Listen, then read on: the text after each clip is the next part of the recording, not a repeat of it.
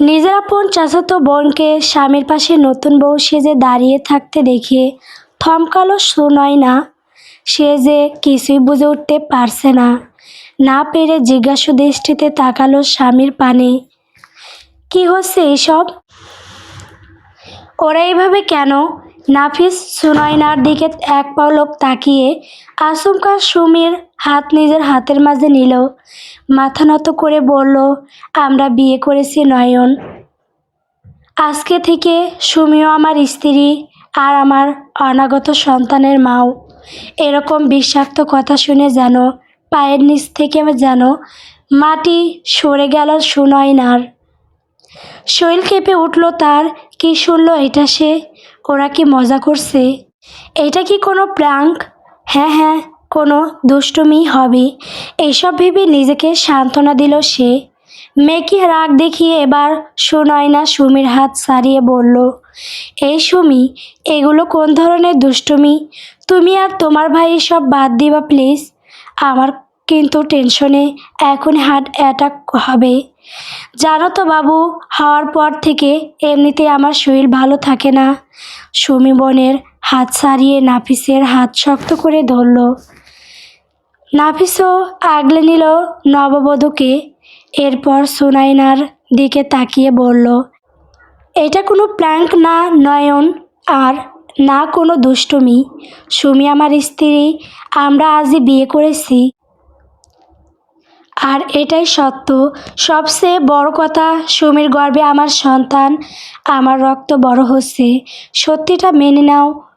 বলেই মাথা নত করলো নাফিস। সুনয়নার কানে যেন কোনো কথা আর যাচ্ছে না। মনে হচ্ছে কেউ তার কানে গলিত সীসা ঢেলে দিচ্ছে। আর নাফিস, ওর কি একটুও লজ্জা হচ্ছে না এইসব কথা অকপটে স্বীকার করতে? না, নাফিস বা সুমি কারো চোখে কোনো রকম অনুশোচনা নেই। তারা বিন্দুমাত্র লজ্জিত নয় নিজেদের কাজে। এখনও হাত ধরে আছে তারা। সুনয়না অবাক দৃষ্টিতে তাকিয়ে আছে সামনে থাকা মানুষটির পানে। এখনও যেন কিছু বিশ্বাস করতে পারছে না সে। 4 বছরের ভালোবাসা, 3 বছরের সংসার, সব কি তাহলে মিথ্যে ছিল? এত বড় প্রতারণা, এত বড় বিশ্বাসঘাতকতা, তাও ফের নিজেই এই স্বামী আর বোনের কাছে। আচমকা ঘর থেকে ভেসে এলো সুনয়নার 6 মাসের বাচ্চার কান্নার আওয়াজ। ঘুম মনে হয়ে ভেঙে গিয়েছে বাচ্চাটার। আর কিছু ভাবতে পারল না সে। দৌড়ে গেল তার বাচ্চার কাছে। এদিকে নাফিসের কোনো ভাবাবেগ নেই। সুমির হাত ধরে সে সাধারণভাবেই বাসায় ঢুকলো। আর সুমি, সে এখনও নাফিসের বাহু জড়িয়ে লেপ্টে আছে, যেন কেউ নাফিসকে তার থেকে কেড়ে নেবে। বাচ্চাকে কোলে নিয়ে বসে আছে সুনয়না। তার পছন্দ কান্না পাচ্ছে প্রচণ্ড, কিন্তু সে কান্না করতে পারছে না। কেন পারছে না সে নিজেও জানে না। বাচ্চাটার দিকে যতবার তাকাচ্ছে ততবার যেন তার বুকটা ফেটে যাচ্ছে। এই বাচ্চাটার ভবিষ্যৎ কি? আচ্ছা, নাফিস এত বড় একটা পাপ করার আগে একবারও কি নিজের মেয়ের কথা ভাবতে পারল না? বাচ্চাটা তো ওরও। ওর ভবিষ্যৎ কি হবে সে কি একবারও ভেবেছে?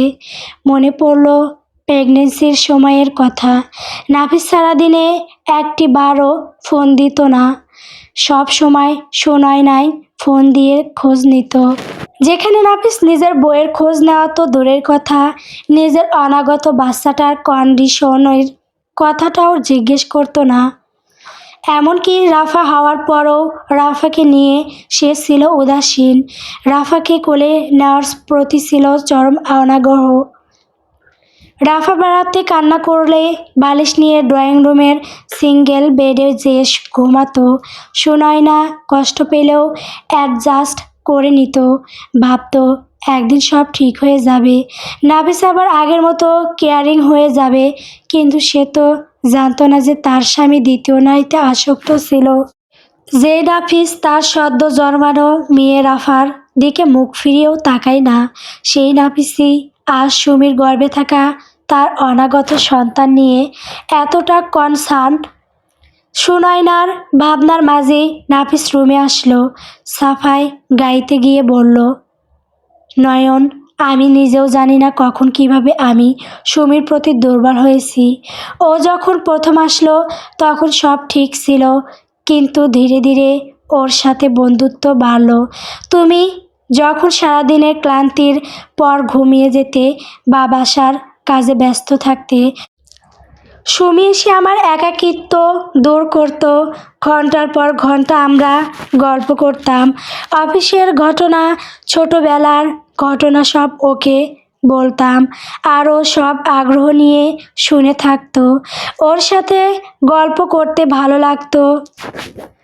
মনে হতো আমার কথা শোনার মতো কাউকে পেয়েছি। আমরা একসাথে রাত জেগে মুভি দেখতাম, ফুটবল ম্যাচ দেখতাম, মাঝে মাঝে অফিস শেষে ওর সাথে ঘুরতে যেতাম। ওর পাগলামি বাচ্চামোগুলো দেখতাম, কেমন জানি ভালো লাগা কাজ করতো।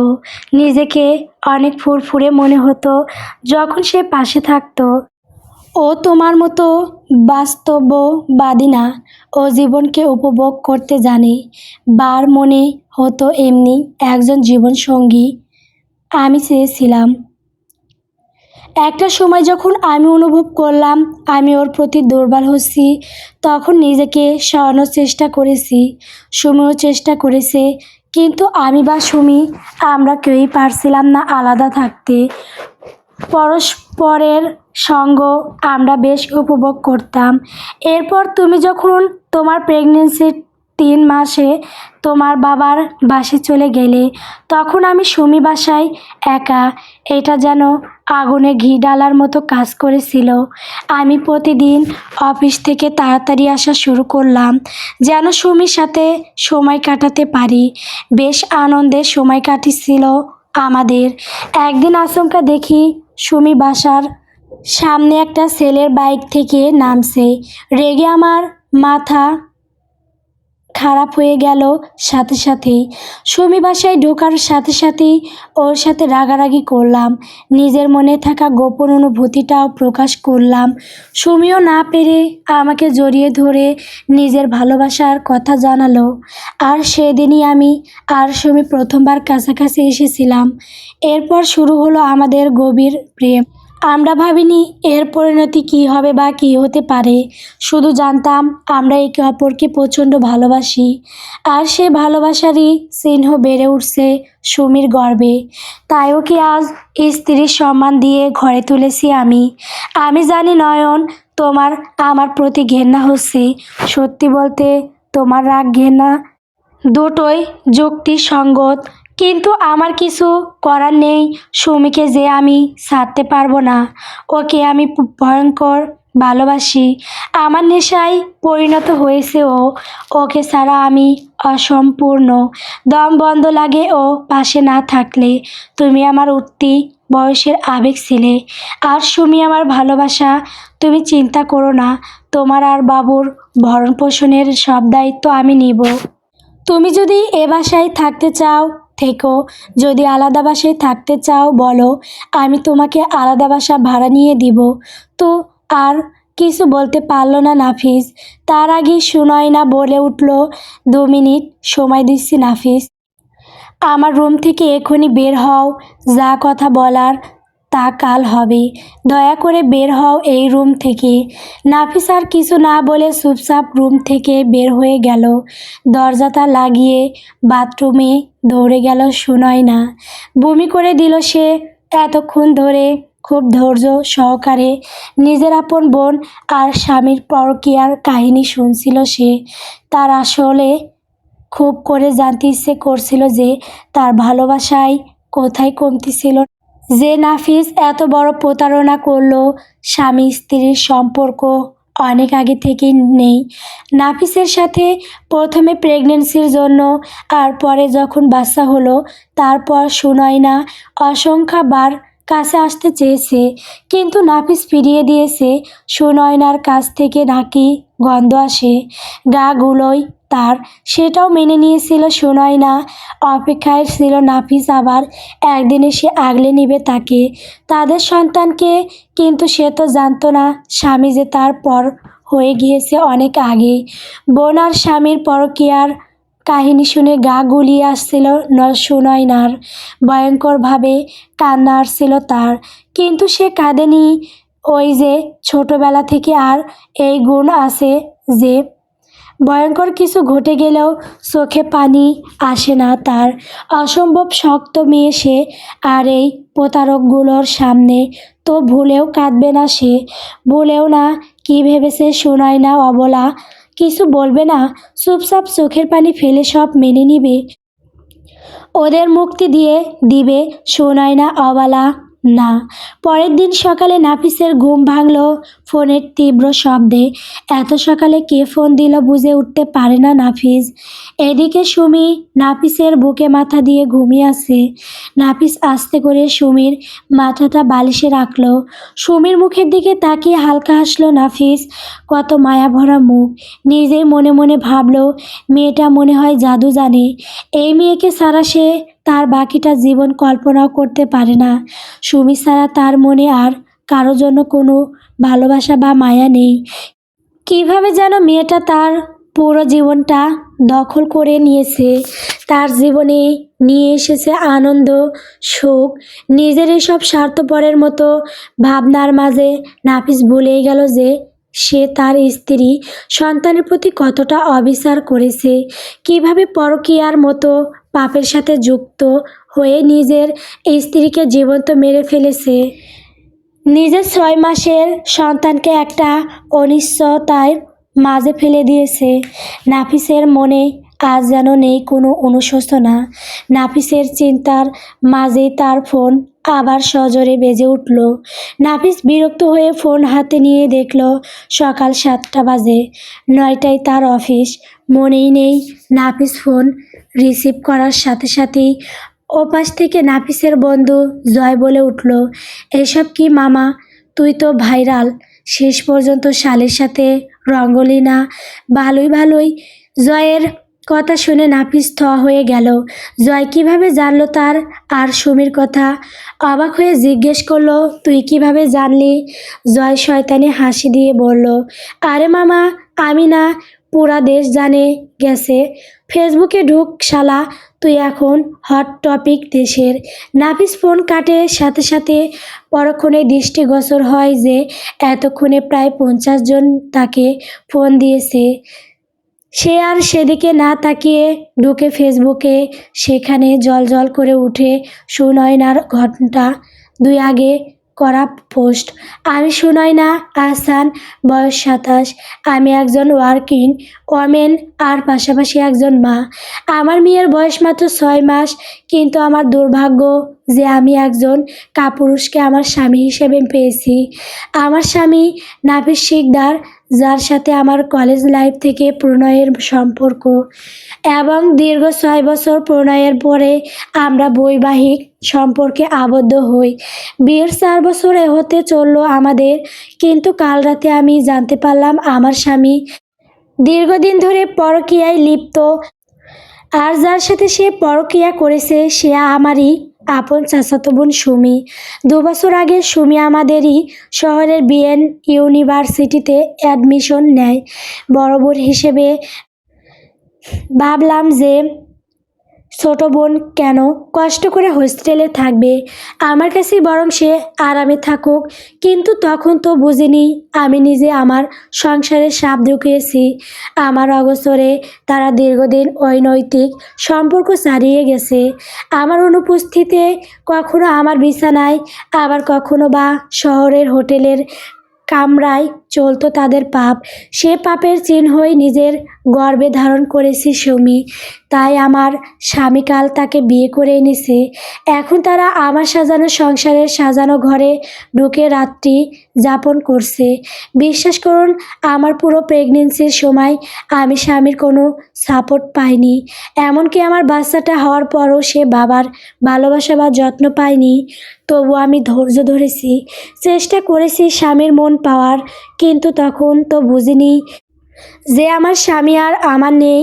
সে অনেক আগেই আরেক নারীর শরীরে সুখ খুঁজে নিয়েছে।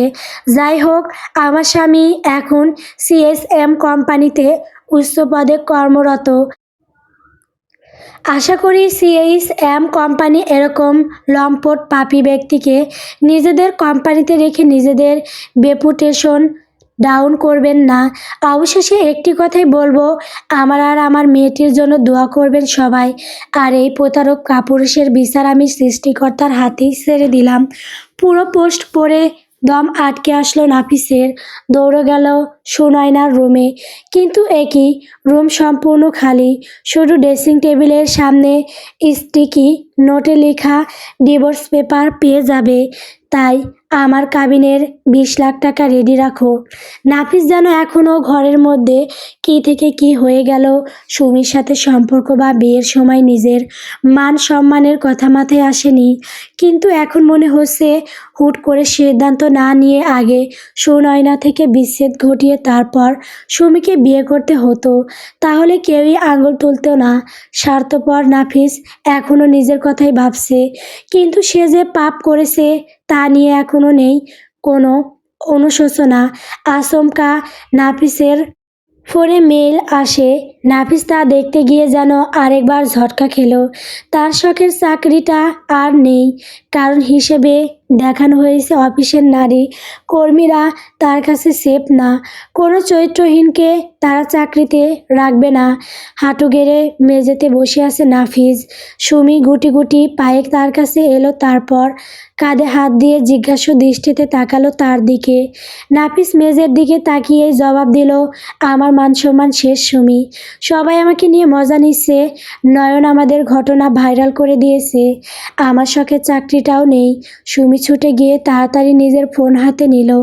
দেখলো পুরো ফেসবুক জুড়ে তার আর নাফিসের সেই ঘোরাঘুরি করছে। আর কত নোংরা নোংরা কমেন্ট। বেশিরভাগ কমেন্টেই তাকে বেশামাগি বলে গালি দেওয়া হয়েছে। এদিকে তার ইউনিভার্সিটির গ্রুপেও তাকে নিয়ে নোংরা কথাবার্তা চলছে। সুমির চোখ মুহূর্তের মাঝে ঝাপসা হয়ে গেল। এত মানসিক চাপ না নিতে পেরে জ্ঞান হারালো সে। শোবার ঘরে কিছু পড়ার শব্দে দৌড়ে গেল নাফিস। যে দেখলো মেঝেতে জ্ঞানহীন পড়ে আছে সুমি। অনবরত আননোন নাম্বার থেকে ফোন আসছে সুনয়নার ফোনে। একটু আগেই রাফাকে ওর নানির হাতে তুলে দিয়ে নিজের ঘরে এলো সে। নিজেকে একটু একা সময় দেয়া বড্ড প্রয়োজন। খুব করে কাঁদতে মন চাচ্ছে তার। এরই মাঝে তার ফোনটা আবার বেজে উঠল। বাধ্য হয়ে রিসিভ করলো সে। রিসিভ করার সাথে সাথেই ওপাশ থেকে ভেসে এলো নাফিসের কণ্ঠ। নাফিস তাচ্ছিল্য সুরে বলল, কি মনে করেছো নয়ন? এই সামান্য ফেসবুকে পোস্ট দিয়ে আমাকে শাস্তি দিবে তুমি? হ্যাঁ, সেটা তোমার কল্পনা মাত্র।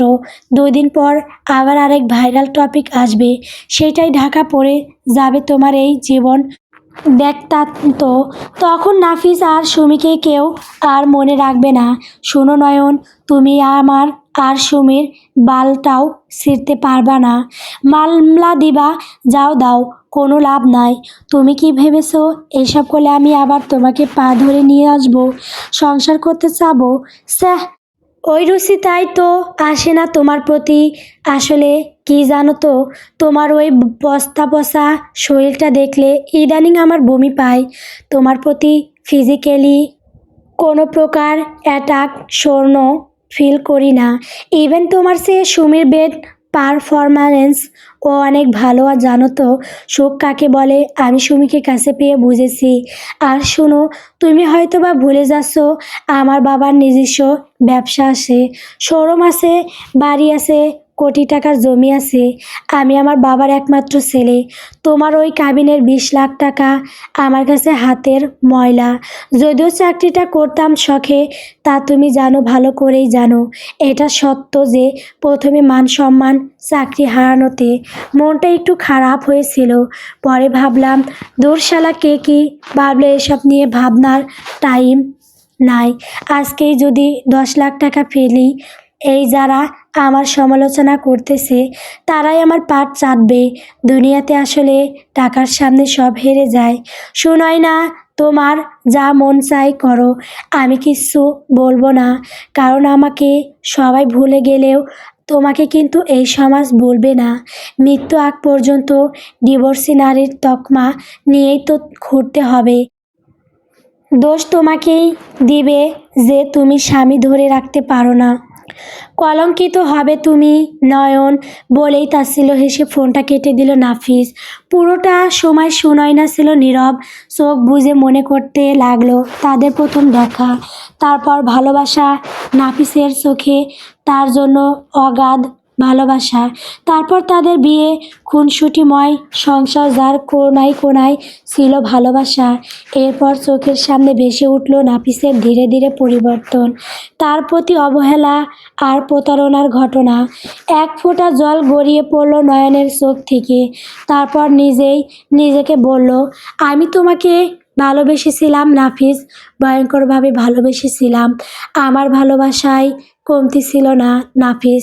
আমি শুরু থেকে এক তোমাতেই আসক্ত ছিলাম, এক তোমার প্রতি লয়াল ছিলাম। বিশ্বাস করো, অফিস থেকে ফিরে তোমার ঘামের কাপড় নাকে দিয়ে আমি তার ঘ্রাণ নিতাম। আমার ঘেন্না করতো না। তোমার ঘামের গন্ধ আমার কাছে সুবাসের মতো ছিল। তুমি কি ভেবেছো তুমি পারফেক্ট ছিলে নাফিস? মোটেও না। তোমার মাঝেও অনেক খুঁত ছিল, কিন্তু আমি তোমার খুঁতগুলোকেও ভালোবেসেছি। তুমি মনে করেছো তোমাকে শাস্তি দিতে আমি ওসব করেছি, কিন্তু নাফিস, ওসব করেছি আমি দুনিয়াকে জানাতে যে এ সুনয়না আহসান দুর্বল নয়। আর তোমার শাস্তি, সেটার বিচার আমি আল্লাহকে দিয়েছি। আল্লাহ যখন তোমার বিচার করবে, তখন তুমি বুঝবে যে কত বড় পাপ করেছো তুমি। আমি না হয় নীরব থাকলাম। বড় ভাইজান কি করে আপনি আমাদের বাসা থেকে বের হয়ে যেতে বলেন? আমার স্বামী বিছানায়, আমার আরেকটা মেয়ে আছে, সামনে ওর এসএসসি পরীক্ষা। আমরা কই যাব ভাইজান? এতক্ষণ সুনয়নার বাবা আমজাদ হোসেনের সামনে এভাবেই আকুতি মিনতি করছিল সুমির মা। আজ সকালেই আমজাদ হোসেন তাদের বাড়ি ছাড়তে বলেছে। তাই তো যখন নিজেদের স্বার্থে আঘাত লেগেছে তখনই ছুটে এসেছে। আমজাদ হোসেন তাচ্ছিল্য হেসে বলল, তোমাদের মতো নিকম হারাম বিষধর সাপের জন্য আমার সংসারে কোনো জায়গা নেই। তোমার চরিত্রহীন মেয়েকে যখন আমার মেয়ের সংসার নষ্ট করতে লেলিয়ে দিয়েছিলে, তখন এসব মাথায় আসেনি? 14টা বছর ধরে তোমাদের সংসারের হাল বয়ে চলছি আমি। এমনকি তোমার মেয়েদের সামান্য চিরুনি কেনার টাকাটাও আমি দিতাম। আমার স্ত্রী সন্তানরা কোনোদিনও এসব নিয়ে অভিযোগ তোলেনি। তারা কখনোই তোমাদের তুচ্ছ তাচ্ছিল্য করেনি, বরং আমার ছেলে মেয়ে, তোমার 2 মেয়েকে আপন বোনের মতো যত্ন নিয়েছে। আর তোমরা আমাদের পিঠেই ছুরি মারলে, আমার মেয়েটার সংসারটা কেড়ে নিলে, আমার নাতনিটাকে এতিম করলে। ভাইজান, বিশ্বাস করেন আমি এসব জানতাম না। যখন জেনেছি ততদিনে অনেক দেরি হয়ে গেছে। আমার মেয়েটার ইজ্জত বাঁচাইতে আমি ওদের সঙ্গ দিয়েছি ভাইজান। আর নাফিস বলেছে ওর যেহেতু সামর্থ্য আছে ও 2 সংসারই চালাবে। আমাদের রাফা মামুনি এতিম হবে না ভাইজান। 2 বোন মিলেমিশে সংসার করবে। এসব শুনে সুনয়নারা তাচ্ছিল্য হেসে বলল, ওই চরিত্রহীনদের সাথে আমার আর কোনো সম্পর্ক রাখার রুচি নেই। আর আপনার চরিত্রহীন মেয়ে জামাই অনেক বড় লোক কাকি, দয়া করে সেখানে যান। এতদিন আপনাদের মাথায় তুলে রেখেছিলাম, কিন্তু ভাবিনি আমরা দুধ কলা দিয়ে কালসাপ পুষছি। এখন সব জেনেও যদি আপনাদের মতো কালসাপকে না দূরে সরায়, দেখা যাবে আপনারা এর চেয়েও ভয়ঙ্করভাবে ছোবল দিবেন। তাই ভদ্রভাবে বলছি, আজ বিকেলের মধ্যে আমাদের বাড়ি ছাড়েন। এসব কান্নাকান্দি করে লাভ নেই। নিজের নতুন মেয়ে জামাইয়ের বাসায় যেয়ে আশ্রয় নিন। আর যদি কথা না শোনেন তাহলে দারোয়ান ডেকে ধাক্কা মেরে বের করব। অবশ্য আপনারা যে পরিমাণ বেহায়া। নয়ন, আমি তোর বয়সে বড়, ভুলে যাস না। আমজাদ হোসেন এবার আরও রেগে বলল, তোমার এসব কথা শোনার রুচি নেই আমাদের বেলি। তোমার স্বামী সন্তান নিয়ে বের হও। বলেই আমজাদ হোসেন ঘরে চলে গেল। এরপর সবাই ধীরে ধীরে স্থান ত্যাগ করলো। দাঁড়িয়ে রইল একা বেলি, নিজের বড় মেয়ের ভবিষ্যৎ ঠিক করতে গিয়ে। নিজেদের ভবিষ্যৎ হাতে নিলাম করে দিলেন। জামাই কি তার বাসায় তাদের আশ্রয় দিবে? নাফিস, মা ফোন দিয়েছিল তো, জিনিসপত্র গোছাও তাড়াতাড়ি সুমি, কোচের টাইম হয়ে গেছে। নাফিস, আমার কথাটা শোনো আগে। বলো। বিরক্তি নিয়ে নাফিস বলল। নাফিস, বড় কাকা মা বাবা আর সানাকে বাসা থেকে বের করে দিয়েছে। বাসা থেকে বের করে দিয়েছে মানে ওটা তোমাদের বাসা না? না, ওটা বড় কাকাইয়ের বাসা। বড় বাবা প্যারালাইজড হবার পর বড় কাকাই আমাদের ওনার বাসায় থাকতে দিয়েছিল। তাহলে তোমাদের সংসার কিভাবে চলতো? তোমার আর তোমার বোনের পড়াশোনা, ভালোই দামি প্রাইভেট ভার্সিটিতে পড়ো তুমি, সব খরচ বড় কাকাই করতো। নাফিস, হুট করে নাফিস মুখ ফসকে বলে বসলো, আর সেই মানুষটার মেয়ের সংসার তুমি ভাঙলে? ইম্পসিবল। সুমি এমন কথা শুনে ট্যাক্সি খেলো, তারপর হনহনিয়ে বলে উঠল, দোষ যদি করি সেটা একা আমি না, আপনিও করেছেন নাফিস। আপনিও আপনার স্ত্রী আর সন্তানের সাথে প্রতারণা করেছেন। নাফিস যেন পাত্তাই দিল না সুমির কথা। এত কাহিনীর মাঝে সুমিকে বিরক্ত লাগছে তার। এই তো আজ সকালেই সুমিকে কত ভালো লাগছিল। এত না ভেবে সুমিকে তারা দেখিয়ে বলল, আসল কথা বলো সুমি, তুমি এখন কী চাচ্ছ? এত কাহিনী করে লাভ নেই। সুমি আমতা আমতা করে বলল, আমার পরিবার কেউ আমাদের সাথে রংপুর নিয়ে যেতে চায় নাফিস, ওখানে ওদের আলাদা বাসা ভাড়া করে দিও। নাফিস 2 মিনিট কপালে আঙ্গুল ঘষে বলল, আচ্ছা ওদের কোচ সেন্টেন্ট আসতে বলো। টিকিট কাটার টাকা আছে নাকি ওটাও আমি কেটে দিন? নাফিসের কথা শুনে বেশ লজ্জা অনুভব করলো। মিনমিনিয়ে বলল, কেটে দাও। নাফিস বিরক্তির নিঃশ্বাস ফেলে বলল, আচ্ছা সানা, আমার সাথে আর যোগাযোগ করার চেষ্টা করবি না। তোর আর আমার মধ্যে যা ছিল তা আজ থেকেই শেষ। শামীম ভাই, এমন বলো না প্লিজ, আমি তোমাকে ছাড়া বাঁচব না। ভুল তো আপনি করেছে, ওর শাস্তি আমাকে দিচ্ছ কেন তুমি? ভুল যেই করুক না কেন, তোর আপির শরীরের যেই রক্ত, একই রক্ত তোর শরীরেও। নাপাক, পাপী, বিশ্বাসঘাতক তোমরা। তুইও যে তোর আপির মতো চরিত্রহীন, বিশ্বাসঘাতক আর বেশ্যা না, তার কি নিশ্চয়তা? আমার বোনের জীবনটা নিয়ে খেলছে তোর মা বোন। আর কোনো দিন আমার চোখের সামনে আসবি না ফকিন্নির বাচ্চা। বলে শামীম ওকে ধাক্কা দিয়ে সরিয়ে চলে গেল। এদিকে ছাদে বসে কাঁদতে লাগলো সানা। বিড়বিড়িয়ে বলল, তোর জন্য আমার জীবনটা শেষ হয়ে গেল আপি, তোর জন্য আমি আমার ভালোবাসাকে হারালাম। তুই শাস্তি পাবি আপি, ভয়ঙ্করভাবে শাস্তি পাবি। আজ থেকে আবার অফিস শুরু। সুনাইনার সকাল থেকে তোড়জোড় শুরু। কাল সারা রাত রাফা জেগেছিল, তাই ঘুমতে পারেনি সে। তাই তো সকাল সকাল উঠতে এতটা দেরি হয়ে গেল। তাড়াহুড়োর মাঝেই না খেয়ে অফিসের জন্য বের হয়ে গেল সে। অফিসে ঢুকেই সুনয়না টের পেল সবাই তাকে বাঁকা নজরে দেখছে। আসলে এটাই সমাজের বাস্তব রূপ। এই মানুষগুলোই 2 দিন আগে ফেসবুকে তার প্রতিবাদী রূপের প্রশংসাই করেছে। আজ তারাই সে ডিভোর্সি বলে বাঁকা চোখে দেখছে। দেখুক গা, ওর যায় আসে না। নিজ যোগ্যতায় চাকরি পেয়েছে সে, কারো দয়ার না। আর সে কারো বাপের খায় না যে মুখ বুজে সব সহ্য করবে। অফিস থেকে বের হয়ে সুনয়না একটা দীর্ঘশ্বাস ফেলল। চেনা মানুষগুলো আজ অচেনার মতো আচরণ করছে। কেউ বলেছে সে চাকরি করে বলে তার স্বামী পর নারীতে প্রতি ঝুঁকেছে।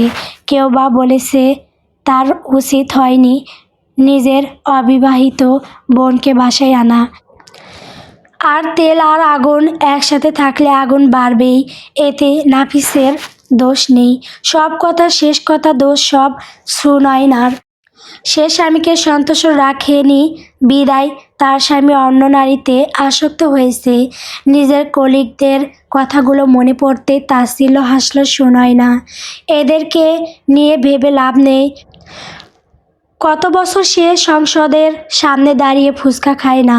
মূলত নাফিসের চোখে এভাবে রাস্তায় দাঁড়িয়ে খাওয়া ছিল ছোট লোকই। যদিও বিয়ের আগে নাফিস অসংখ্যবার তার সাথে রাস্তায় দাঁড়িয়ে খেয়েছে। বিয়ের আগের কেয়ারিং লাভিং নাফিসের সাথে সে কোনোভাবেই বিয়ের পরের নাফিসকে মেলাতে পারতো না।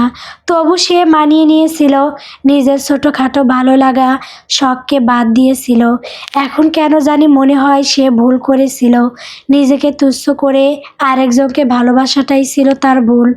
বুঝলাম তুমি তোমার নতুন বউকে নিজের সাথে জুলাই নিয়ে এসেছো, কিন্তু সাথে ওর বাপ মা বোনকেও কি বস্তা বাঁধে এনেছো, নাকি যৌতুক হিসেবে ওরাও তোমার ঘাড়ে নাচতে নাচতে চেপে বসেছে? নাফিসের বাবা দেলোয়ার আহসানের কথায় লজ্জায় মাথা কাটা যাচ্ছে সুমির পরিবারের। এদিকে সুমির তো রাগে মাথা ফেটে যাচ্ছে। সুমি ফটফট করে বলে বসলো, বাবা ওনারা শুধু আজ রাতটাই এখানে থাকবে, কালকেই নতুন বাসা খুঁজে সেখানে শিফট হবে। সুমির কথা শুনে তাচ্ছিল্য হাসলো দেলোয়ার আহসান, কারণ সে আগে থেকেই জানে সুনয়নার পরিবারের ইতিহাস। বৌমা হিসেবে সুনয়না তার অনেক পছন্দের ছিল, কিন্তু তার ছেলে হীরা চিনল না। হীরা ফেলে বাঙ্গা কাজ করিয়ে নিয়েছে। কাল অবশ্য সুনয়নার সাথে কথা হয়েছে তার। সুনয়না স্পষ্ট বলেছে দাদা হিসেবে সে যখন মন চায় নিজের নাতনির সাথে দেখা করতে পারবে। সুনয়নার বাবাকে ফোন দিয়েও মাপ চেয়েছে সে। এবার সুমির দিকে তাকিয়ে বলল, তো বাসা ভাড়াটা কে দিবে? ওই তো আমাকেই দিতে হবে। এতদিন তো নিজের বড় চাচার ঘাড়ে কাঁঠাল ভেঙে খেয়েছো, এখন এসেছো আমার ঘাড়ে। তোমার স্বামী তো বেকার, খাবেতে আমারটাই। আসছে যত সব ছেঁচড়ার দল। শোনো নাফিস, তোমার জীবন, তুমি সিদ্ধান্ত নিয়েছো, এখন ভালোই ভালোই নিজের আর নিজের নতুন শ্বশুরবাড়ির দায়িত্ব নাও। আমি ওদেরকে এখানে সহ্য করব না। কবে আমার পিঠেও সবল মারবে। বলেই ঘরে চলে গেল সে। এদিকে নাফিসের মা তাহেরাও চুপচাপ স্থান ত্যাগ করলো, যেন এই সংসারের প্রতি তার একরাশ বিতৃষ্ণা। নাফিস এতক্ষণ চুপ থাকলেও এবার মাথা ঘুরছে তার। বাবা কি বলে গেল এসব? বাবা কি তাকে ব্যবসায় বসতে দিবে না তাহলে? রাগের মাথায় সোফায় লাথি মেরে নিজের ঘরে চলে গেল নাফিস। আর ড্রয়িং রুমে স্তব্ধ হতভম্ব হয়ে দাঁড়িয়ে রইল সুমি আর তার পরিবার। বেশি ঝাল দিয়ে ফুচকা খেতে খেতে আচমকা ফুচকা নয়নার তালুতে উঠে গেল। সাথে সাথে পাশ থেকে কে যেন তাকে পানি এগিয়ে দিল। পানির বোতল হাত নিয়ে নয়না আরেক দফা টাকসি খেলো। নওরোজ ভাই, এবার কাশি একদম নাকে মুখে উঠে গেল নয়নার। নওরোজ আস্তে করে সুনয়নার মাথায় ফু দিতে লাগলো। সুনয়না অবাক হয়ে নওরোজের দিকে তাকিয়ে আছে। পাক্কা 4 বছর পর নওরোজ জাহিনকে দেখল সে। সেই যে তার বিয়েতে এসেছিল, এরপর আর দেখা হয়নি। আর নওরোজ ভাই তার বেস্ট ফ্রেন্ড নিজামের বড় ভাই, যে তাকে একটা সময় পাগলের মতো ভালোবাসতো। কিন্তু সুনয়নার বিয়ের পর সে দেশ ছেড়ে চলে যায়। এদিকে নিজামও অভিমানে সুনয়নার সাথে দূরত্ব তৈরি করে। অবশ্য সুনয়না চাইলেও সেই দূরত্ব ঘুচাতে পারত, কিন্তু নাফিস নওরোজের বিষয়টা জানতো বিদায় সে নিজামের সাথে তার বন্ধুত্বটা ভালো চোখে দেখতো না। সুনয়নাও চাইতো না যে নওরোজের জন্য তার আর নাফিসের মাঝে ভুল বোঝাবুঝি হোক, তাই সেও নিজাম থেকে দূরে সরে আসে। হাবার মতো এভাবে তাকিয়ে না থেকে পানিটা নে নয়ন। নওরোজের কথায় হুঁশ ফিরেন সুনয়নার। তুলতুলিয়ে বলে, আসসালামু আলাইকুম নওরোজ ভাই, কেমন আছেন? আমি কেমন আছি তোকে জানতে হবে না, তুই পানিটা খা। সুনয়না পানি খেতে খেতেই লক্ষ্য করলো নওরোজ চলে যাচ্ছে। চোখ ঝাপসা হয়ে আসে তার। কত স্মৃতি, কত আনন্দের মুহূর্ত মনে পড়ে নিজামের কথাও।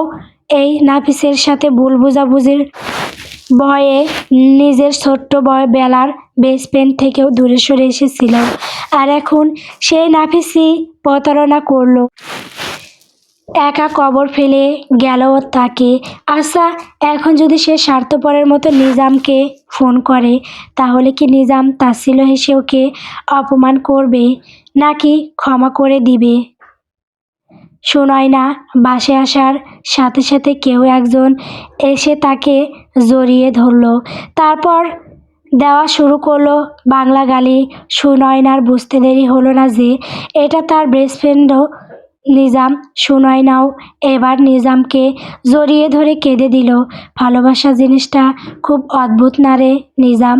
দেখ না, আমাকেই নাফিসকে ভালোবেসে নিজের স্বভাব বদলাম, নিজের ইচ্ছাগুলোকে মাটি দিয়ে তার মতো নিজেকে সাজালাম। এমনকি সে তোকে পছন্দ করতো না বলে তোর সাথেও যোগাযোগ বন্ধ করে দিলাম। কিন্তু দিন শেষে কি হলো? শুয়োরটা আমারই বোনের সাথে শুইল। ওয়েট ওয়েট নয়ন, ফাইনালি তুই গালি দিচ্ছিস? অবশেষে আমি আমার বেস্টুরে ফিরে পাইলাম। বাইরে ভাই, শুকরিয়া আদায় কর যে তুই ওই নরক থেকে আগেই বেঁচে গেছিস। জাস্ট ইমাজিন, এই যে ধোঁকাটা তুই 27 বছর বয়সে এসে পাইলি, এটাই যদি তুই 50 বছর বয়সে পাইতি তাহলে কি হতো? ভাই, তুই এই বয়সে যেভাবে নিজের লাইফ আবার শুরু করতে পারিস, 50 বছর বয়সে তুই সেটা পারতি না। তাই আলহামদুলিল্লাহ ক যে আল্লাহ তোকে আগেই ওই নরক থেকে বের করে আনছে। শালি, তুই মনে হয় আমার ডিভোর্সের নিজে অনেক খুশি। তো খুশি হব না? আমার ভোলাবালা ভাইটারে কত নির্মমভাবে রিজেক্ট করেছিলি তুই। খাইছিস না বাস? তাইলে এখন ভাবি বানাই ফেল। সিরিয়াসলি ঘটকালি করবো নাকি? আমার ভাই কিন্তু এখনও তোর জন্য দেবদাস হয়ে আছে। তোর দেওয়া পুরান চাবির রিং পকেটে লয়া এখনও ঘুরে যা বাঘ।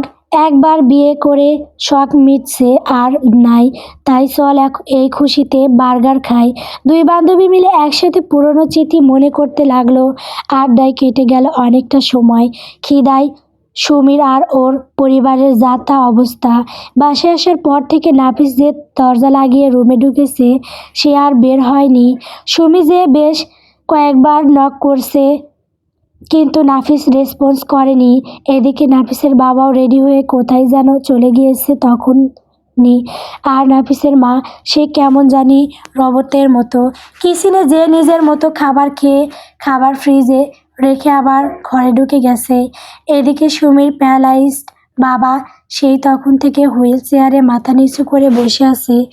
বাকশক্তিও তো হারিয়েছে সেই কত বছর হলো। নিজের মেয়ের কর্মকাণ্ড সম্পর্কে যখন থেকে জেনেছে তখন থেকে তার লজ্জায় মরে যেতে ইচ্ছে করছে, কিন্তু সেটাও সে পারবে না। পঙ্গু সে, হাত পা অকেজো, নির্ভর সে আরেকজনের ওপর। এদিকে সুমির মা তখন থেকে বকবক করেই যাচ্ছে আর সানা মাথা নিচু করে বসে আছে, যেন কোনো কিছুতেই তার কোনো অনুভূতি কাজ করছে না। শেষে লজ্জার মাথা ভুলে সুমি নিজেই নিজে ফ্রিজ থেকে খাবার বের করে গরম করে নিয়ে এলো। খিদার চোটে সবাই সব খেলো। এদিকে বাসার কাজের মেয়েগুলো যতবার সামনে দিয়ে যাচ্ছে ততবার ঘৃণার দৃষ্টিতে ওদের দিকে তাকাচ্ছে। প্রায় 3 ঘন্টা ঘুমানোর পর নাফিস বাইরে এলো। নাফিসকে দেখেই সুমির চোখ ভরে এলো। নাফিস ওদের দেখে বলল, তোমরা এখনও এখানে কি করছো? ফ্রেশ হওনি কেন? সুমি ভেজা গলায় বলল, সে চিন্তা কি আছে তোমার নাফিস? আমার পেটে তোমার বাচ্চা ভুলে গেছো? আর ফ্রেশ হব কি করে? কেউ কি থাকার জায়গা দেখিয়ে দিয়েছে? নাফিস বিরক্তি দেখিয়ে বলল, ভেজাল করো না তো সুমি, এমনিতেই মন মেজাজ ভালো নেই। মাকে বলে তো মাই তোমাকে ঘর দেখিয়ে দিত। তোমার মা তো আমাদের দেখেও না দেখার ভান করেছে। তুমি কি বাচ্চা মেয়ে সুমি?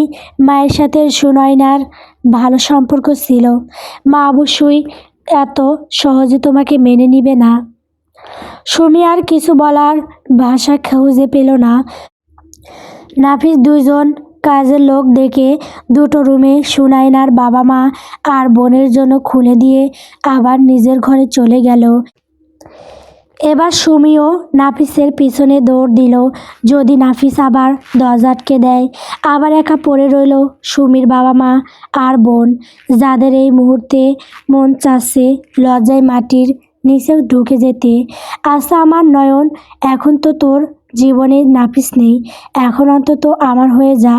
দেখ না, যেই থেকে শুনেছি তুই আর নাফিস আলাদা হচ্ছিস, নিজের চাকরি কেরিয়ার সব ছেড়ে আবার বাংলাদেশে চলে আসছি, আর কতটা বেহায়া হলে তুই আমার হবি জান। বিড়বিড়িয়ে কথাগুলো বলে আকাশের পানে তাকিয়ে থাকলো নয়রোজ। পাবে কি এবার সে তার স্বপ্ন প্রেয়সীকে?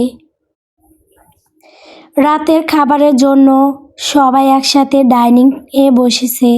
যদিও সুমির পরিবারকে কেউ ডেকে আনেনি, তারা নিজেরাই আগ বাড়িয়ে তাদের সাথে এসে বসেছে। এসবের মধ্যে বরাবরের মতো নির্বিকার সানা। সে ভেবে পায় না যে সে কি এমন পাপ করেছিল যে তার ভাগ্য সুমির মতো বোন আর তার মায়ের মতো মা জুটেছিল। দেলোয়ার হোসেন সুমির পরিবারের বেহায়াপনা দেখে বেজায় বিরক্ত হলো। গমগমে সুরে বলল, আজ সহ্য করেছি বলে কাল কিন্তু সহ্য করব না নাফিস। তুমি কাল বিকেলের মধ্যেই তাদের অন্যত্র ব্যবস্থা করো। ডাইনিং টেবিলে যেন পিনপিতন নীরবতা। নাফিস আস্তে করে শুধু বলল, জি বাবা। এদিকে সুমির চোখ ভরে গেছে পানিতে। ছোট থেকেই বড় চাচা সব ধরনের বিলাসিতা দিয়েছিল তাদের, কোনো কিছুরও অভাব ছিল না। বড় চাচি বা নয়ন আপা এরা কেউই কোনোদিন তাদের তুচ্ছ তাচ্ছিল্য করেনি, উল্টো নিজের মনে করে তাদের আগলে রেখেছে। সুমি মনে পড়ে যায় একবার ক্লাস 8-এ থাকতে সুমি রাত 12টায় নয়নের সামনে বলেছিল যে, আপা আমার না পুরান ঢাকায় বিরিয়ানি খেতে মন চাচ্ছে। ইস, যদি আমার একটা ডোরেমন থাকতো তাহলে ওর গ্যাজেট ব্যবহার করে পুরান ঢাকায় উড়ে যেতাম। সুনয়না তখন কিছু না বলেই রুম থেকে বের হয়ে যায়, আর একটু পরেই ওর সামনে এসে হেসে হেসে বলে, যা তাড়াতাড়ি রেডি হ, বাবা আমাদের সবাইকে পুরান ঢাকায় নিয়ে যাবে। সেদিন বড় চাচা তাকে, সানাকে, সুনয়না আপিকে আর শামীম ভাইকে নিয়ে সারা রাত পুরান ঢাকায় নিয়ে ঘুরেছিল। আর আজ আজ তাদের একই পরিণতি। পুরনো দিনের কথা মনে হতেই মনটা বিষিয়ে উঠল সুমির। সুমির চিন্তার মাঝেই তাহেরা বেগম গলা খাকিরি দিলেন। ধ্যান ভাঙল সুমির। সবাইকে অপেক্ষা করে তাহেরা বেগম নাফিসের দিকে তাকিয়ে বলল, নাফিস তোমার সাথে আমার কিছু কথা আছে। শুধু তোমার সাথে না, বরং এখানে উপস্থিত সবার সাথেই আমার কথা আছে। যেহেতু ওরাও এখন এই পরিবারের সদস্য। নাফিস এবার উৎসুক চোখে মায়ের দিকে তাকালো। নাফিস বেশ অবাক হলো। ও ছোটবেলা থেকে দেখে এসেছে তার মা অনেক চুপচাপ, এমনকি তার সাথেও কথা বলতো না। তার সব কাজকর্ম কাজের খালা করত, আর মা সারাদিন ব্যস্ত থাকতো নিজের বিজনেস নিয়ে। মা ঘরে ঢুকতো একদম রাত 12টার পর, শোরুম যখন অফ হয়ে যেত। এদিকে তার বাবাও বাসায় খুব একটা থাকতো না, সারাদিন তার একাই কাটতো। বাবা ছেলে বা মা ছেলের সম্পর্ক যে কেমন হয় এটাই নাফিস জানে না, কিন্তু আজ হুট করে মা তার সাথে কথা বলতে চায় শুনে অবাকই হলো নাফিস। তাহেরা বেগম একটু থেমে আবার বলতে শুরু করলেন, আমি তাহেরা বেগম, রংপুরের একটা উচ্চবিত্ত পরিবারের মেয়ে। জীবন নিয়ে আমার অনেক স্বপ্ন ছিল, অনেক আকাঙ্ক্ষা ছিল, কিন্তু একদিন একটি ঝড়ে আমার পুরো জীবনটাই শেষ হয়ে গেল। আমার যখন বয়স 18, তখন আমার বাবা আমার বিয়ে ঠিক করে এই শহরের আরেক উচ্চবিত্ত ঘরের ছেলে দেলোয়ার হোসেনের সাথে, যিনি তোমার বাবা। দেলোয়ার হোসেন মনে হয় বুঝতে পারলেন কি হতে যাচ্ছে, তাই তো হুড়মুড় করে তাহেরার হাত চেপে ধরে হালকা রাগ দেখিয়ে বললেন, তাহেরা কি হচ্ছে এসব? তুমি এসব পুরনো কথা কেন তুলছো? আর সব তোমার সম্মতি হয়েছিল। ঘরে চলো। তাহেরা বেগম যেন তার কথায় পাত্তাই দিলেন না, হাত ঝটকা মেরে আবার বলতে শুরু করলেন, কিন্তু এই বিয়েটা কোনো সাধারণ বিয়ে ছিল না, এটা ছিল একটা বিজনেস ডিল, আর তোমার দাদা নানার ব্যবসাকে আরও মজবুত করার একটা প্রস্তাব। কিন্তু বিয়ের 7 দিন আগে তড়িঘড়ি তোমার বাবা আমার সাথে দেখা করেন লুকিয়ে। সে আমাকে সেদিন বলে যে সে বিবাহিত, তার 2 সন্তান রয়েছে। এই পর্যায়ে তাহেরা থামলেন। নাফিস যেন তার বিস্ময় কাটিয়ে উঠতে পারছে না। কি শুনল সে? তার বাবার আরেকজন স্ত্রী রয়েছে, আর সে পক্ষে নাকি 2 সন্তানও রয়েছে। তাহেরা আবারও বলা শুরু করলো, তোমার বাবা মধ্যবিত্ত পরিবারের একটি মেয়েকে পছন্দ করে পরিবারের ইচ্ছার বিরুদ্ধে যে তাকে বিয়ে করেছিল এবং পরিবার থেকে আলাদা হয়ে গিয়েছিল। কিন্তু পরবর্তীতে তোমার দাদু রাগের বশে তার স্ত্রীকে জিম্মি রেখে তাকে ব্ল্যাকমেল করে আমাকে বিয়ে করতে। দুনিয়ার সামনে আমি হব এই বংশের একমাত্র পুত্রবধূ, আর তার প্রথম স্ত্রী থাকবে গোপনে। তোমার বাবা বাধ্য হয়ে আমার সাহায্য চায়, তাই আমিও বাসায় যেয়ে আমার বাবাকে সব জানাই। কিন্তু আমাকে অবাক করে দিয়ে বাবা বলে ওঠে যে সে আগে থেকেই এসব জানে, আর আমার আর দেলোয়ারের বিয়ে শুধুমাত্র বিজনেস ডিল। আর এই ডিলের আরেকটি শর্ত হচ্ছে আমাকে ওই বংশের বংশধর এনে দিতে হবে। সবটাই ছিল ব্যবসা, কিন্তু আমি মানা করে দিই বিয়েতে। ফলে আমার বাবা আমাকে হুমকি দেয় যে সে আমার মাকে তালাক দিবে। মায়ের সংসার বাঁচাতে বাধ্য হয়ে আমি রাজি হই। নিজের প্রাণপ্রিয় স্ত্রী জীবন বাঁচাতে তোমার বাবাও রাজি হয়ে যায়, আর আমরা বিবাহ বন্ধনে আবদ্ধ হই।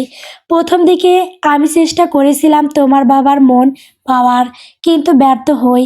তার মনে শুধুমাত্র তার প্রথম স্ত্রী। সে আমাকে সোজাসাপটা বলে দিয়েছিল যে সে আমাকে ছুবে না কোনো দিন, স্ত্রীর অধিকারই দিবে না। আমি শুধু এই বংশের পুত্রবধূ, কিন্তু তার বধূ নয়। আমাদের এই 30 বছরের সংসারে তোমার বাবা কোনোদিনও আমাকে স্পর্শ করেনি। এখন ভাবে যে তুমি কিভাবে এলে। আসলে সেই বিজনেস ডিলে ছিল আমি একটা বংশধর দিব। সে অনুযায়ী তোমার বাবা আমাকে দেশের বাহিরে নিয়ে যে কৃত্রিম উপায়ে টেস্টিওব পদ্ধতিতে আমার গর্ভের সন্তান আনে, আর সেই সন্তান তুমি। সে যাই হোক, আমি মেনে নিয়েছিলাম এই বিষাক্ত সম্পর্ক। নিজের ওপর ডিভোর্সির তকমা লাগাতে চাইনি। আর আমি জানতাম আমি যদি এই সংসার থেকে বের হই তাহলে আমার বাবা আমাকে তার বাসায় জায়গা দেবেন না। অন্যদিকে চাকরি করার মতো যোগ্যতা ছিল না। বাধ্য হয়ে 30টা বছর কাটিয়ে দিয়েছি এখানে। অন্যদিকে তোমার বাবা ঠিকই তার সংসারে সুখী। সুখী মানুষ সে, কিন্তু আজ আজ আমি স্বয়ং সম্পূর্ণ। নিজের ব্যবসা আছে, কেন আমি এই মিথ্যে সংসারে পড়ে থাকব? তাই আমি সিদ্ধান্ত নিয়েছি আমি তোমাকে ডিভোর্স দেব দেলোয়ার। আমি নিজের জীবন আবার নতুন করে শুরু করতে চাই। এই শর্তের সংসারে আর আমি থাকতে চাই না। আশা করি তুমি আমার মতামতকে সম্মান দিবে। বলেই স্থান ত্যাগ করলো তাহেরা, আর বাকির সবাই হতভম্ব হয়ে শুধু চেয়ে রইল। আমাকে সবার সামনে খারাপ করে নিজে কেন ভালো সাজলে তাহেরা? তাহেরা বেগম নিচুপ হয়ে বসে আছে বিছানায়, কোনো উত্তর নেই তার মুখে। দেলোয়ার হোসেন সোফায় নিজের গায়ে এলিয়ে আবারও বলতে শুরু করলেন, বিয়ের আগে তোমাকে আমি আমার প্রথম স্ত্রী মিনুর কথা জানিয়েছিলাম। সব কিছু মেনেই হোক বা পরিস্থিতির শিকারেই হোক, তুমি আমাকে বিয়ে করেছিলে। বিয়ের পরও তোমাকে বারবার বলেছি আমাকে ডিভোর্স দিতে। তারপর তুমি লুকিয়ে অন্য দেশে চলে যাবে। আমিও আমার স্ত্রী সন্তানকে নিয়ে অন্য দেশে সেটেল হয়ে যাব। কেউ আমাদের আর খুঁজে পাবে না। কিন্তু সেবারও তুমি রাজি হওনি। তোমার মায়ের সংসারের বাহানা দিয়েছিলে। আমি আমার স্ত্রী মিনুকে ভালোবাসি, আর তার জীবন বাঁচানোর বিনিময়ে তোমাকে বিয়ে করেছি জেনেও তুমি আমাকে সিডিওস করে নিজের কাছে বারবার টানতে চেয়েছিলে, যদিও বা ব্যর্থ হয়েছো। একদিন তো খাবারের মধ্যে ডাগসও মিশিয়ে দিয়েছিলে। সেদিন ভাগ্যক্রমে আমি তোমার চক্রান্তে পা দিইনি।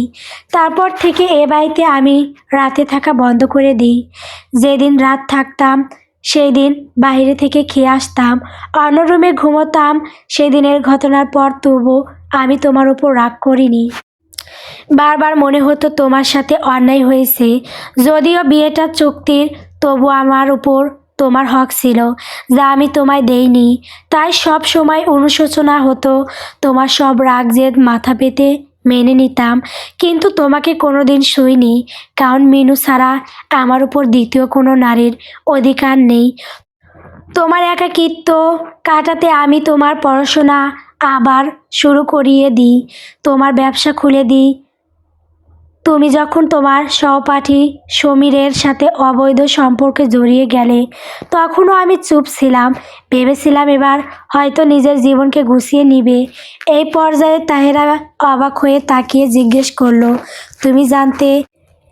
দেলোয়ার হালকা হেসে বলল, হ্যাঁ জানতাম। সমীরের পেছনে যে তুমি লাখ লাখ টাকা উড়িয়েছো সেটাও আমি জানতাম। কিন্তু সমীর তোমাকে ব্যবহার করে, তোমার টাকায় জার্মানিতে সেটেল হয়ে যায়। এরপর যখন বাবা মা গেলেন, তখনও তোমাকে বলেছিলাম আমাকে ডিভোর্স দিতে। তুমি রাজি হওনি। তুমি আমাকে সেদিন নাফিসের বাহানা দিয়েছিলে, কিন্তু সত্যি বলতে তুমি নাফিসকে কোনোদিন নিজের সন্তান মনেই করনি। নাফিসের প্রতি কোনোদিন তোমার টানই ছিল না। বলতে পারবে যে নাফিসকে কোনোদিন নিজের সন্তান মনেই করনি। নাফিসের প্রতি কোনোদিন তোমার টানই ছিল না। বলতে পারবে যে নাফিসকে কোনোদিন তুমি বুকে নিয়েছো। নাফিস তো মায়ের গন্ধটাই চেনে না। তুমি আমাকে ডিভোর্স দিতে চাওনি, কারণ তুমি আমার স্ত্রী হওয়ার পরিচয়টা হারাতে চাওনি। কিন্তু ঠিকই গোপনে নিজের শোরুমের ম্যানেজারের সাথে অবৈধ সম্পর্ক ছিল। তাহিরা এবার হেসে দিল। তারপর তাচ্ছিল্য হেসে বলল, নাফিসকে কি করে নিজের বুকে টেনে নিতাম বলো? নাফিস তো আমার সন্তানই না। তুমি এটা কিভাবে জানলে তাহেরা? সেদিন হসপিটালে আমি মৃত্যু সন্তান প্রসব করিয়েছিলাম। আমার সিজার হলেও আমি পুরোপুরি অচেতন হইনি। নার্সের কথা শুনেছিলাম। পরে যখন জীবিত সন্তান হাতে পেলাম বেশ অবাক হয়েছিলাম। এরপর নার্সকে আমি টাকা দিতে সত্ত্ব জানতে পারি আমি মৃত সন্তান প্রসব করেছিলাম এবং ইনজুরির কারণে আর কখনো মা হতে পারবো না। তাই তুমি আরেকটা নবজাতককে নিয়ে এসে আমার কোলে আমার সন্তান বলে চালিয়ে দিয়েছিলে। মূলত নাফিস কারো অবৈধ কাজের ফল, যাকে তার মা জন্মের পরই ফেলে গিয়েছিল। আর সেই অবৈধ রক্তকে তুমি আমার কোলে তুলে দিয়েছিলে। কি করে নাফিসকে আমি বুকে টেনে নিতাম বলো? দেলোয়ার, তুমি ভেবেছিলে যে আমি আর বাচ্চা জন্ম দিতে পারবো না? এটা শুনলে তোমার বাবা তোমাকে আবার কোনো বড়লোক ঘরের মেয়ের সাথে বিয়ে দিবে, কারণ মিনু আপাকে তারা কোনোদিন মেনে নিত না। এই ভয়ে তুমি এই খেলাটা খেলেছো। অন্যদিকে আমিও ভাবলাম যে ডিভোর্সি হওয়ার পর আমারও আর দ্বিতীয় বিয়ের সম্ভাবনা নেই, কারণ বন্ধা আমি। তাই আমিও নিয়তি মেনে নিলাম। সমাজের সামনে তোমার স্ত্রী আর গোপনে পরকীয়ায় জড়ালাম। তোমার জন্য অপেক্ষা করাও বন্ধ করে দিলাম। দেলোয়ার এবার হেসে বলল, তাহেরা, আমি যা করেছি তোমার কথা ভেবেই করেছিলাম, যাতে কেউ তোমাকে বন্দা বলে তুচ্ছ তাচ্ছিল্য না করে। তাহেরা এবার নিজেই থেকেই বলল, হয়তোবা বাকি জীবনটাও এভাবেই কাটিয়ে দিতাম, কিন্তু সুনাইনা থেকে শিখেছি এবার জীবন একটাই। মরীচিকার পেছনে ছুটে এটাকে নষ্ট করার কোনো মানেই হয় না। আর তুমি আমার জন্য মরীচিকা ছাড়া কিছুই না দেলোয়ার। তাহলে তাই সই। ডিভোর্স পেপার পেয়ে যাবে। তোমার কোনো দাবি থাকলে বলো। ওহো, দাবি নেই, কিছু জানার ছিল। বলো, ওই 30 বছরে কি একটি দিনের জন্য আমার প্রতি তোমার ভালোবাসা জাগেনি? আমাকে একটিবার ছুঁয়ে দিতে মন চায়নি? দেলোয়ার হাসলো। তারপর বলল, যদি সত্যিটা শুনতে চাও, তা হলো তোমার প্রতি সহানুভূতি ছাড়া আর কোনো আবেগী কাজ করতো না। আমি আমার মিনুকে ভয়ঙ্করভাবে ভালোবাসি। তুমি যখন আমার সামনে আসতে আমি চোখ বন্ধ করে আমার মিনুকে দেখার চেষ্টা করতাম। আমি আমার মিনুর শরীরকে ভালোবাসিনি, ওর আত্মাকে ভালোবেসেছি। যার কারণে পৃথিবীর সবচেয়ে সুন্দর মেয়েটিও যদি আমার সামনে এসে দাঁড়ায় তবু আমি তার দিকে তাকাবো না, কারণ আমার মিনুই আমার সব। তাহিরা ম্লান হেসে বলল, আপা সত্যি অনেক ভাগ্যবতী। দেলোয়ারও বিনিময়ে হেসে পাশের ঘরে চলে গেল।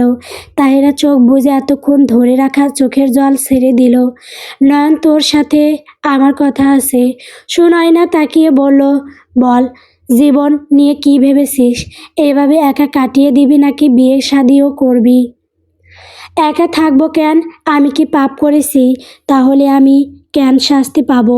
নাফিস সুখে সংসার করবে আর আমি একা ওর বিরহে জীবন পার করব। ভালো ছেলে পেলে অবশ্যই বিয়ে করব। তাহলে আমার ভাইকেই কর। ভাই এখন পর্যন্ত তোর অপেক্ষায় আছে নয়ন। এ হয় না নিজাম। আমি ভালো কাউকে ডিজার্ভ করি সত্যি, কিন্তু নৌরোজ ভাইকে না। আমি নৌরোজ ভাইয়ের মতো শুদ্ধ পুরুষকে ডিজার্ভ করি না নিজাম। শুনতে তিতা হলেও এটাই সত্যি যে আমার শরীরে আরেক পুরুষের স্পর্শ আসে।